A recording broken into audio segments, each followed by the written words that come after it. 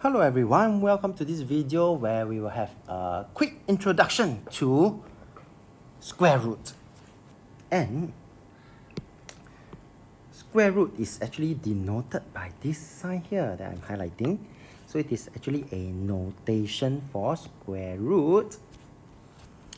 So when we use square root 9 to represent the square root of 9, it is actually done in a concise way, and square root 9 is equals to 3. Okay, so in this case here, there is this activity that we can actually explore square root and a special kind of numbers which we actually call them perfect squares. So first we have the number. So if it is 1, it will be 1 square, and 1 square is actually equals to 1 times 1. And when we do the reverse, if we square root 1 square, in this case, if we square root the 1 square, we will get back 1.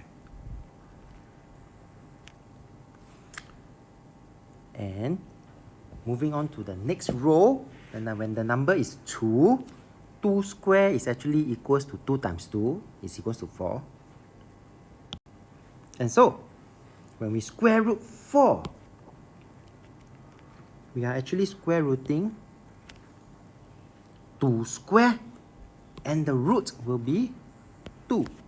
So if you see that I am highlighting,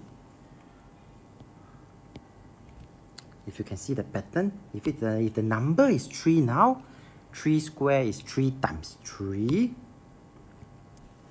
And when we square root 9, which is square root of 3 times 3, 3 square, we will get back 3.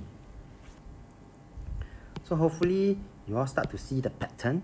4 square is simply equals to 4 times 4, which is in this case 16. So if we want to square root 16, we are actually square rooting 4 power 2, 4 square, and we will get back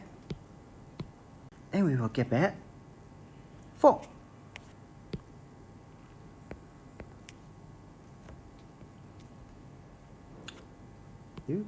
So I hope you start to see this pattern. If it is 5 square, 5 square represents 5 times 5, which is in this case 25. So if I have a square root of 25, it means that I'm square rooting 5 square, and I will get back the root 5.